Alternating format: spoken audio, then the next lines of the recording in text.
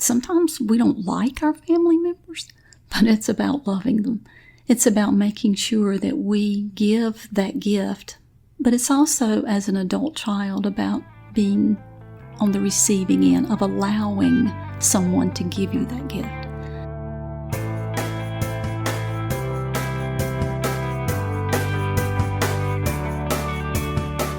Welcome to Zestful Aging, where I talk with fascinating, talented, and influential guests who reflect on the adventures and challenges of aging and who are living their lives with vibrance and purpose. I'm your host, Nicole Christina, psychotherapist, writer, and Zestful Ager. And if you like this podcast, you'll love my companion course, Zestful Aging, Simple and Sustainable Habits for Health and Longevity. You'll have access to what I've learned from being a psychotherapist for 30 years and the latest research on what habits really matter and contribute to vibrant aging. Find out more at NicoleChristina.com. Last week, we spoke with Lisa Russell, who's an Emmy Award-winning filmmaker and artist who travels the world capturing the dignity of those going through immense challenges. She says she wants to be the filmmaker on the ground rather than hanging with the celebrity types, and she has been involved with the United Nations for many years and is doing some wonderful work around global warming. And next week, we're speaking with Liz Vassy, a two-time Emmy-nominated actor who joined the cast of All My Children at the age of 16. And she's since appeared on 12 television shows, including CSI, ER, and 2.5 Men. We're talking to her about her directorial debut, The Human Race, which she focuses on how to maintain and even increase our health as we age, particularly through running. And she features Zestful Aging guest Catherine Switzer, who you may remember is the first official woman to run the Boston Marathon. It's a great film and a really interesting interview. Well, I have my Jack Russell Terrier Sparky beside me, my coffee in my hand, so let's begin. Today we're speaking with Dr. Judy Butler, who is a certified pastoral psychotherapist in private practice, who consults with, counsels, and coaches adult children of aging parents, members of the sandwich generation, caregivers, and senior adults interested in second half and end-of-life planning. Her passion for working with senior adults and their adult children and caregivers grew out of her own experience as a caregiver for her parents, congregational pastor for senior adults, and a hospital chaplain for many years.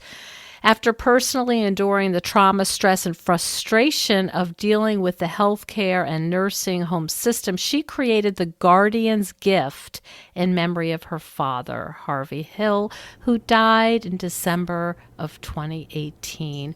Welcome to the show, Judy. Thank you for having me, Nicole. I'm glad to be here.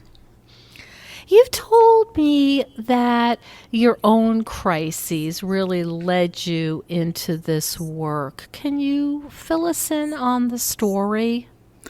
Oh, yes. Looking after parents when they're declining is something that so many people in this country are familiar with. There are 43 million caregivers just in the United States alone, and so there's a lot more than that around the world. And one of the things that I think we've, as caregivers, all enjoy is just the fact that we get to be with our parents in a different way. Now, as a therapist, I know that not all people enjoy that. So let me sidestep that for a second.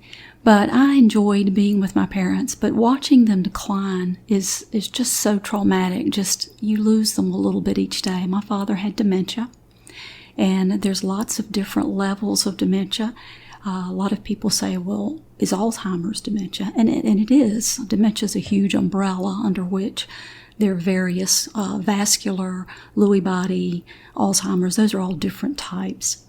But watching my father decline, and I was a daddy's girl, it was very, very difficult. So I lost him a little bit each day, a little bit along the way. So by the time we got to a point where we had to make some decisions about his care, because he was unable to take care of things like feeding himself or going to the bathroom or getting up and down, he needed assistance in every way. And my mother was getting to a point where it was wearing her out. So it was taking a lot.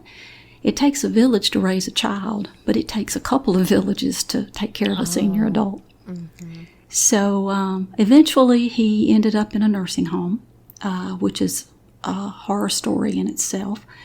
But it was a process of trying to figure out how to maintain their assets so that my mother would have enough assets to care for her as she continues on into her aging process. And through that process of seeking legal counsel and financial advice and all of the different pieces and parts, and also drawing on my experience as a pastor for senior adults as well as a chaplain in the hospital, I just ran into it so often that people are just unprepared. They don't have the conversations that are necessary to understand where they are. They end up in a crisis situation. They're in the middle of the crisis, and they're screaming. They're like, what do I do? Where do I go? What And help they're do I need? exhausted because they're taking care of their loved one, and there are all these logistics to take care of. That's right. They don't really have time to actually grieve and be sad or rejoice when there's a moment of joy because they're so exhausted from running around trying to take care of the physical and the practicality of everyday life and living. Mm-hmm. And they may have still children at home, and they may be having a lot of career demands. A lot of these caregivers are adult children. They are working. They are parents. They are grandparents. I have grandchildren. So there's time you get torn between, do I go take care of my parents? Do I go take care of my grandchildren, enjoy being with them? I feel like I'm the ham in the ham sandwich sometimes, where sometimes I'm a squeal of delight being with my grandkids. And sometimes it's just an oink of getting through a day. Mm-hmm. I see. And so you really experienced that. Had you been working with people on these issues before your own crisis? I had, but at a very limited level. As a pastor in a congregational situation, I worked with lots of senior adults. That was my primary responsibility. And I enjoyed that so much. But part of that responsibility was helping the senior adults plan their end-of-life service, as well as helping them with their adult children to have the conversation. What I encountered a lot was parents would say to me, senior adults would say, I want to talk about my funeral. I want to talk about my end of life, but my kids don't want to talk about it. Sometimes the kids would say, we need to really have this conversation with mom or dad, and they don't want to talk about it. So guess what? Nobody wants to talk about death and dying. It's not a fun topic. It's not a fun topic. Do you think that's starting to change? I would hope so, but I don't think so. There's a lot of information. There's a lot of websites, there are a lot of podcasts, there are a lot of webinars, there's a lot of information out in the community these days. But if you're a caregiver, you're in the middle of taking care of somebody, you don't have time to access all that stuff. Mm-hmm. So how would you generally counsel your folks, your congregants?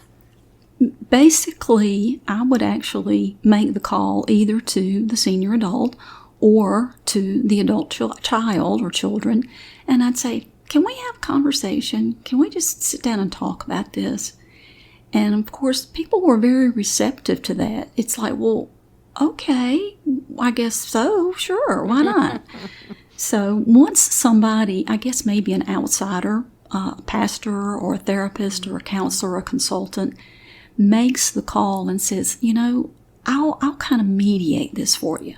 Let me sit down with you and break the ice. It does. You know, the parents and the kids have a really hard time. They're not real sure where to begin. They don't know whether they should begin with a financial piece. Well, Mom, Dad, do you have enough money? But one of the big things is typically the car keys. That's usually a big thing, particularly with those people who have dementia or Alzheimer's. The kids have already noticed. They already know there's something going on with Mom or Dad, and yet they avoid or they deny. They just, maybe they're having a bad day, or maybe their vision is off a little bit. Well, no, if Mom or Dad is lost somewhere that they have been going to for years, then maybe they really do have an issue that needs to be addressed. Hi, Zestful Agers. I'll be attending the International Federation of Aging's 15th Global Conference on Aging in November of 2020. And if you're interested in improving your understanding of age-friendly environments, debating solutions to address inequalities, confronting the reality of ageism, and delving into what it means to enable the functional ability of an older person, head over to ifa2020.org to find out more.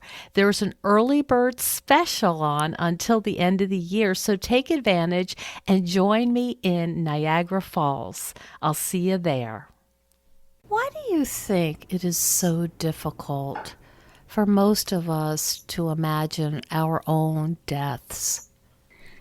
I think that gets into a really deep spiritual question for me. As a pastor, I think people have, particularly in the Western world, have embraced the Enlightenment so hard. They have taken that into their hearts so much. There has to be scientific reasons or answers to what it means to be dead. We look at neuroscience these days and talk about neuroplasticity and all of those things about the brain. But ultimately, there's a question that we can't answer, and it's what happens when we die. And that's the great unknown. That's the great fear that, haunts most people. So I think we avoid talking about it because it's something we can't answer. I see. So there's some fear there because we can't figure it out in a lab or through some kind of testing or observation. We just still really don't know. Yeah, and a lot of people say they believe in God, but then when they get to that point where there's imminence in death, either for someone they love or even for themselves, fear usually shows up in a very profound way. And so that's when it's super important that they've had these conversations so they can surround themselves with those people that they love and that love them. How do you handle that when you're seeing someone you're taking care of or consulting on is starting to become very fearful? When I work with people, we typically address this situation early. We talk about what it's going to be like getting to the end, and we talk about what their belief system is. And it's amazing to me how many people are not sure, even to the very end, what they believe. Mm-hmm. So we work through some things that they've either learned as children that they don't believe anymore, and they're afraid not to believe it. Mm-hmm. And so I'm just open my heart and open a space for them to have that conversation as well about what does it mean to not believe the things that you learned as a child, or maybe to have expanded on those things. And how does that look different now as an adult or an aging adult or a senior? Where do I go? What's going to happen to me? Is there a spirit? Is there a heaven? Is there a hell? Is there a nirvana? Is there, what is that place or what is that being like once I'm gone? And what's going to happen to my family that's left here? Mm-hmm. These are the most profound questions you can ask someone. They are, but surprisingly, and as a pastor I can say this, churches have not done a really great job of helping people struggle with that. They typically want to tell them what it is, what the answer is. They say, well, this is how it will be. And I think every person has to actually struggle with that themselves. We all make that journey as individuals. Even though there's a corporate spirit around the world, I think we still always make that journey on our own. So we need to be able to struggle with that. And most people have difficulty talking about it with other folks.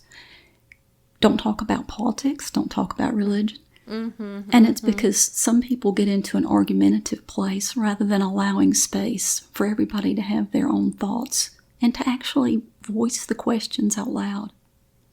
Has your sense of what happens changed since you've worked so intensively with the dying? It has. I've seen so many what I consider holy moments standing at the bedside of someone who's passing and being with them and being with their family. And there's some things that happen that there is no explanation for, not in this world. Would you give an example?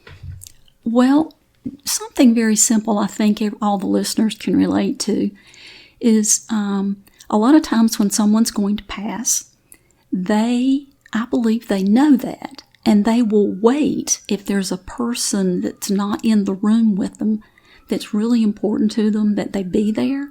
I've seen people linger and wait for that person to show up, maybe coming from halfway around the world. But also the other side of that is true as well. I've seen people who would prefer to be alone in those moments, and they actually wait until everybody's out of the room. The doctor will come in and say, well, it's going to be a while. Y'all go ahead down and get something to eat or go take a break. And as soon as everybody... that opportunity. Yeah, as soon as everybody's out of the room, they pass. So there's some intentionality about it, some choice, it sounds like. I think so. Even in situations, because my first career was working in the hospital as a laboratorian.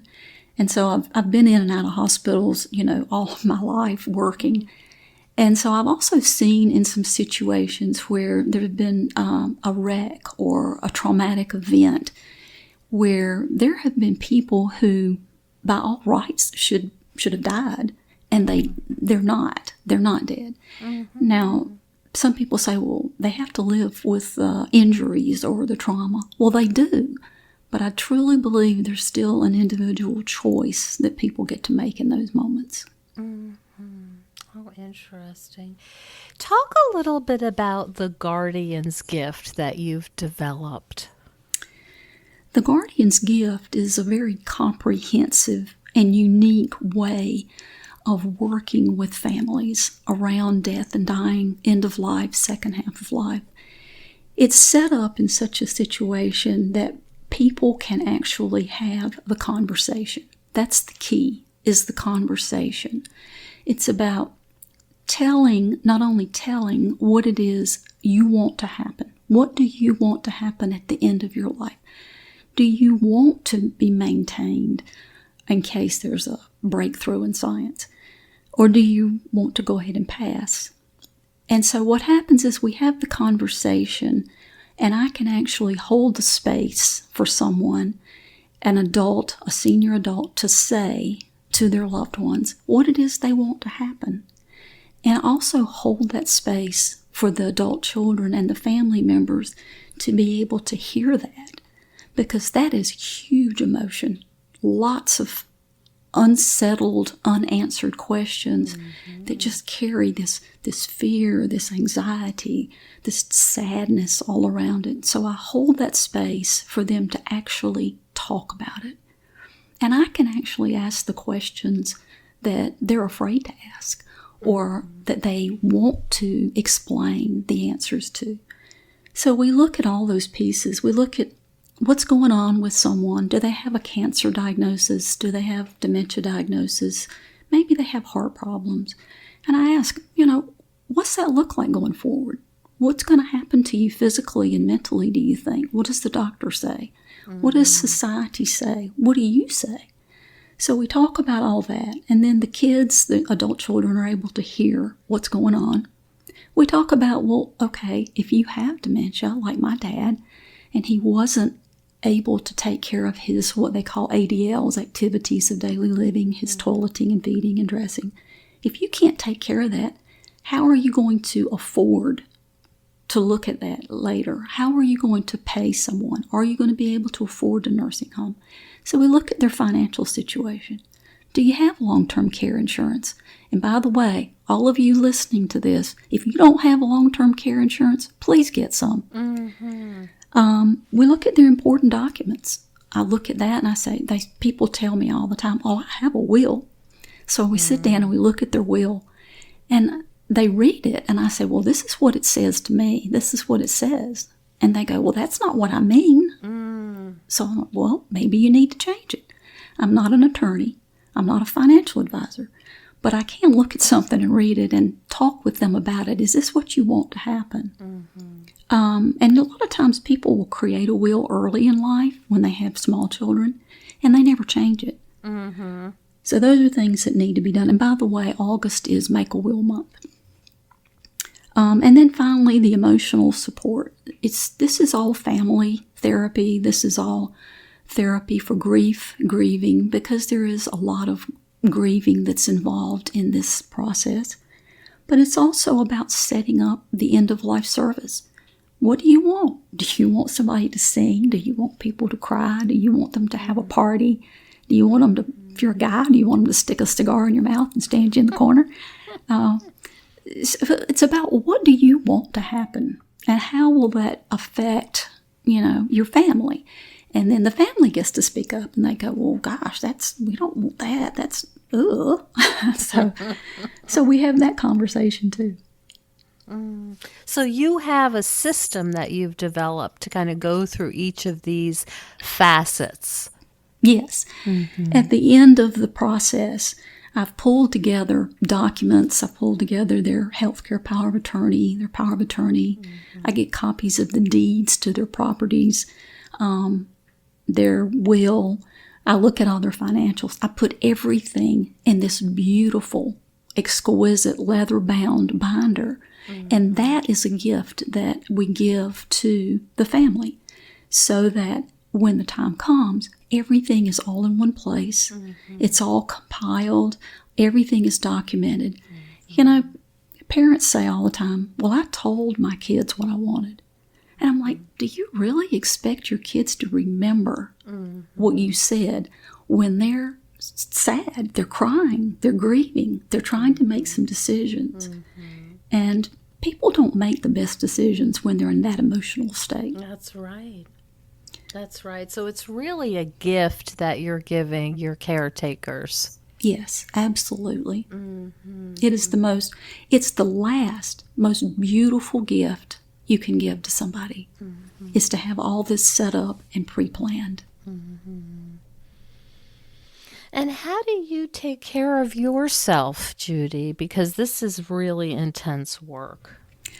It is very intense. I just spent the weekend with my husband, and we went away and just, we're away from everything and everybody. We had a wonderful time. I like to work out and go exercise. I love being in nature. Nature is one of the most spiritual places there is for me. So just being outside, gardening, working around in my yard, and playing with my grandkids.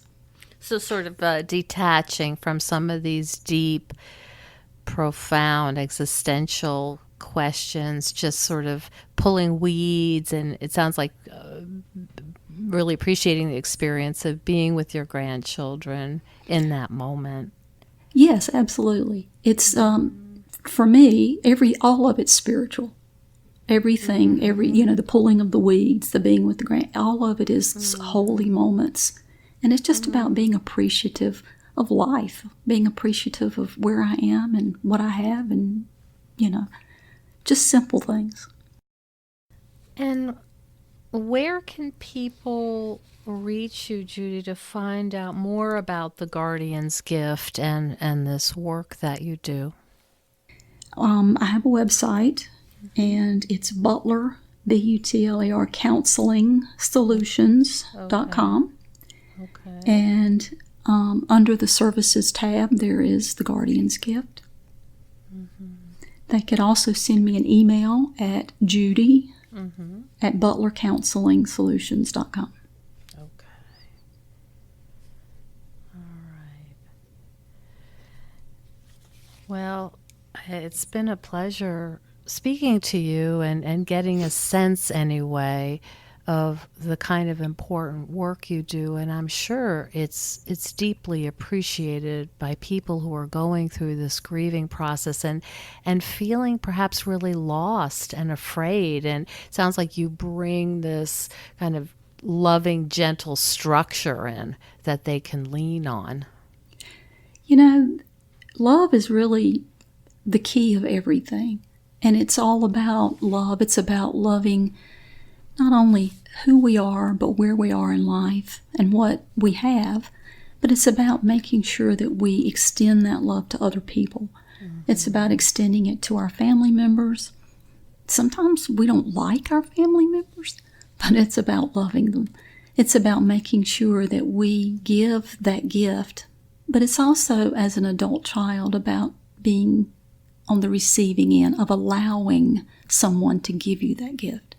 That's almost as difficult as setting this up, is being able to receive it on the other end.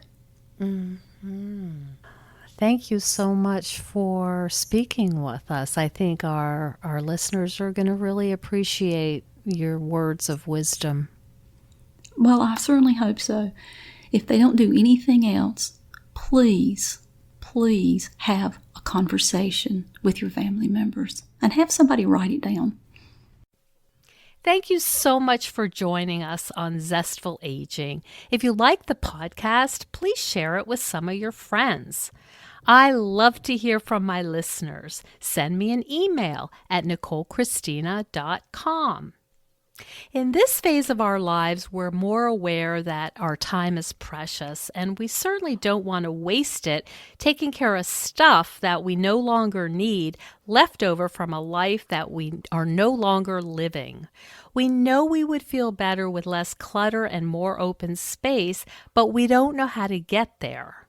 If this sounds familiar, I'd love you to check out the online course I've developed with professional organizer and designer Carrie Luderin. This course is different than others you may have tried because we give you clear steps to deal with the clutter and tools to help you face the overwhelm and feelings that come up when you're going through your clutter. It's practical and realistic, and the lessons are short and punchy and very manageable, but it has the power to change your life. We all deserve to live in a peaceful home without the chaos of too much stuff. Find out more at NicoleChristina.com.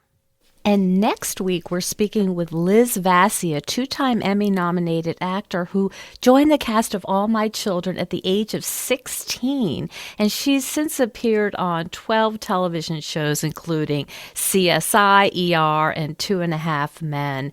We're talking to her about her directorial debut, The Human Race, which she focuses on how to maintain and even increase our health as we age, particularly through running. And she features a Zestful Aging guest, Catherine Switzer, who you may remember is the first official woman to run the Boston Marathon. It's a great film and a really interesting interview.